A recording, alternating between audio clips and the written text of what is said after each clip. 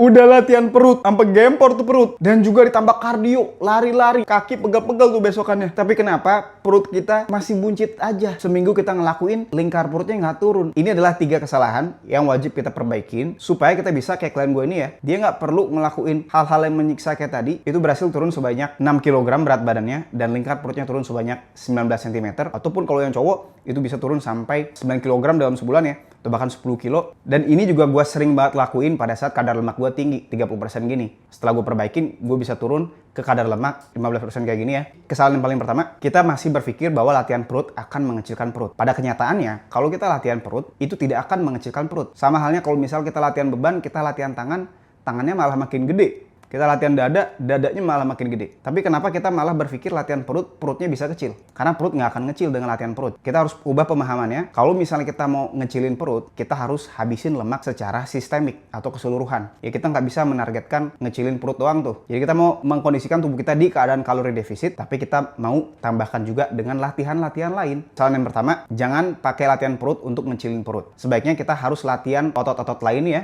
supaya nanti BMR tubuh kita itu naik, atau basal metabolic rate tubuh kita naik, atau pembakaran tubuh kita pada saat istirahat itu naik ya. Jadi bukan cuma perut doang latihannya. Nah, kesalahan yang kedua, kita nggak akan bisa ngecilin perut kalau kita udah latihan tuh semua otot, tapi makannya masih ngawur, masih asal-asalan. Yang ada malah nanti naik berat badannya. Perutnya makin gede. Jadi kita mau atur asupan protein kita sehari-harinya harus cukup minimalnya 50-100 gram di sekalinya kita makan ya, atau sampai kenyang, dan protein itu wajib dari hewani. Kesalahan yang ketiga, kita tidak mengatur teman-temannya protein ketika kita makan, yaitu adalah kita masih mengkonsumsi karbohidrat itu kebanyakan. Mau karbohidrat alami, contohnya misalnya buah-buahan, nasi gitu ya, ataupun juga karbohidrat olahan, yaitu misalnya makanan berbahan dasar tepung, gorengan, roti, mie instan, kue, kerupuk. Jadi kita mau atur semua sumber energi tadi, jangan kebanyakan ya, supaya nanti kita bisa mengkondisikan tubuh kita di keadaan kalori defisit. Nah, bonus tipnya, teman-teman harus menambahkan ini, karena ini bakalan menambahkan pengeluaran energi secara aktif dan nggak bakalan menyiksa badan kita ya. Kita jadi cedera, itu nggak akan bisa. Dan kita bisa lebih sustainable, konsisten ngelakuinnya, yaitu kita wajib untuk jalan kaki 80 menit sampai 100 menit setiap harinya,